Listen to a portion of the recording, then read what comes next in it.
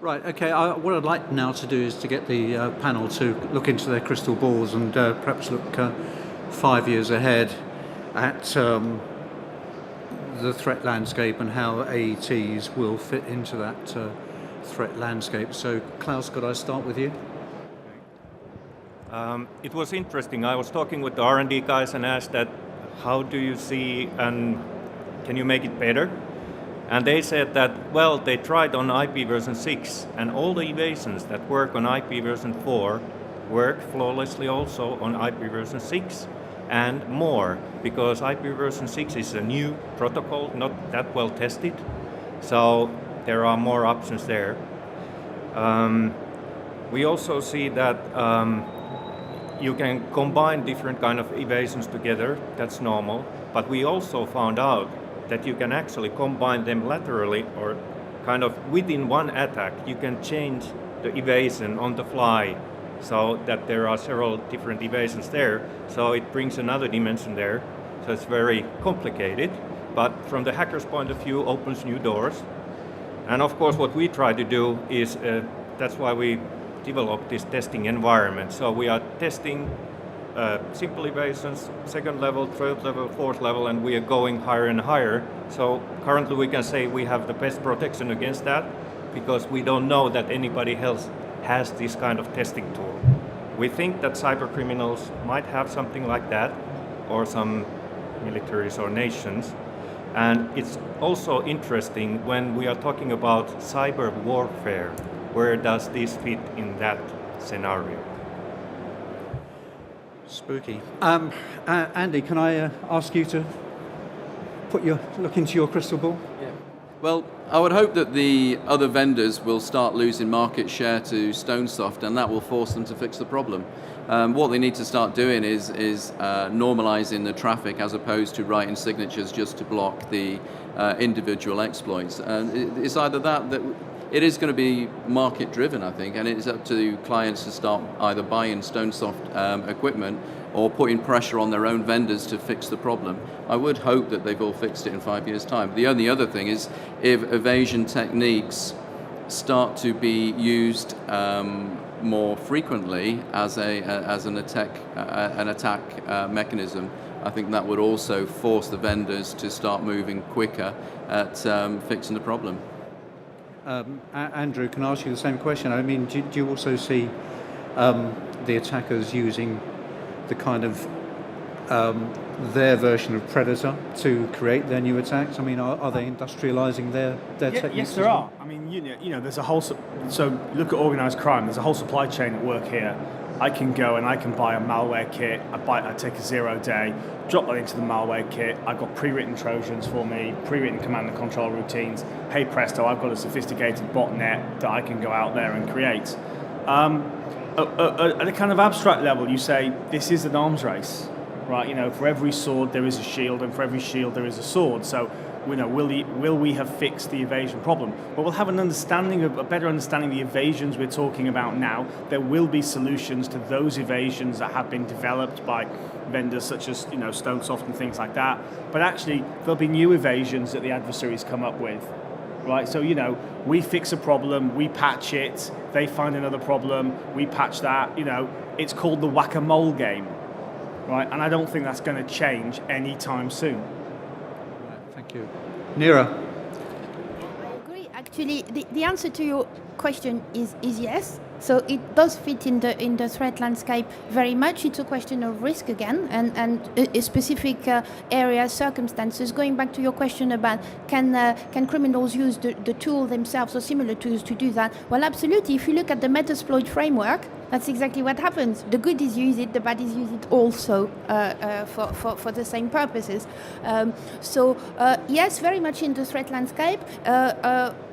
I don't produce statistics myself, so I rely on others to do that. But if we look at the trends, customized malware is very much on the up. I don't see any reason for it to go down because, as you said, we discover vulnerabilities and then we fix them. We include them in our information security practices and tools and technologies and processes. But the criminals are ever more innovative, and we constantly have to catch up. So there is not ever, I can't see a situation where we would be ever beyond, over and beyond the criminals themselves, because it is their job to actually do that, and it is our job to try and second guess them.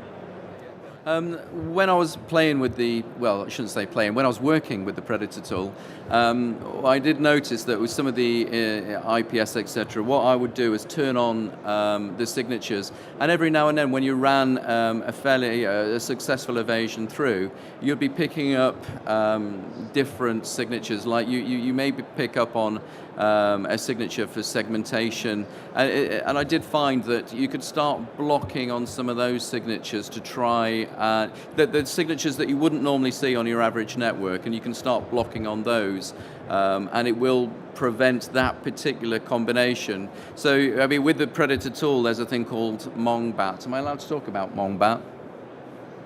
Anyway, it basically it runs lots of different combinations of evasion techniques, and I hope we did find that eventually you'd find another one that would get through. But what we try to do is look at a customer's site and identify whether there's other ways that we can try to block those the evasions getting through, or just make it that little bit more difficult. And the other thing I would say is, I was thinking about your question before about is the network device, are the network devices obsolete almost? I think even if evasion techniques become commonplace, I don't think they're going to become used obviously all the time. So you're still left with those residual standard attacks that people will still be using anyway. So you'll still be picking up all of those. Andrew, any final thoughts? Yeah, I think it's people need to get past the kind of shock and awe aspect and recognise that, yes, it's out there, yes, it's happening, but actually, you know, all an AET is about implanting something on the box, and it's the end point where you start to see and have the ability to detect it.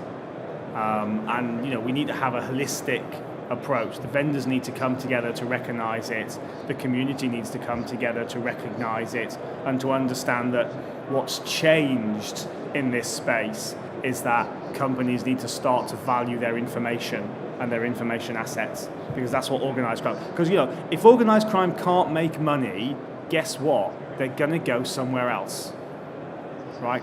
That's all organised crime are interested in, are making money, right? You're not being targeted because of you know who or what you are from an organised crime perspective. You're being targeted because they can make money, and if they can make that money easier somewhere else, guess what? They're going to go somewhere else. I would also like to mention that kind of context-aware security would be nice. You know that if you make several layers of security, currently those layers, they don't talk to each other very much. And if you have an analogy of human immune system, I think Andrew uses that, there are several layers of protection before you actually get the virus or get infected. But these different layers, they talk to each other, and even if they find something that they don't recognize as anomalous, some of those layers will recognize, and then they talk back to those other layers so that they can start blocking, and it actually learns about new threats and attacks. I would like to see security community move into that direction. For me, Ron, as you know, it's about risk management. So it's about risk management and understanding your assets. And at the end of the day, it's about making it as expensive as possible for the attackers to attack you. So it's not about outrunning the attackers, it's about outrunning who's actually more vulnerable than you, I'm afraid to say. Okay. All right. Thank you, everyone, on the panel.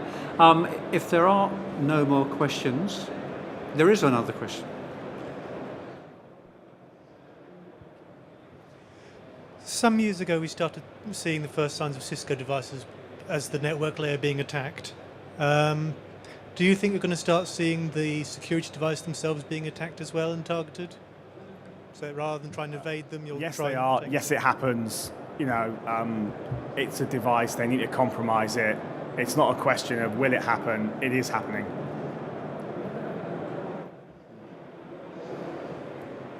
Yep. Okay. All right, well, thank you very much for coming. I've been asked to tell you, or to repeat to you, that if you want to know more, go to the StoneSoft stand, which is D21. Thank you very much for coming. I hope you found it interesting.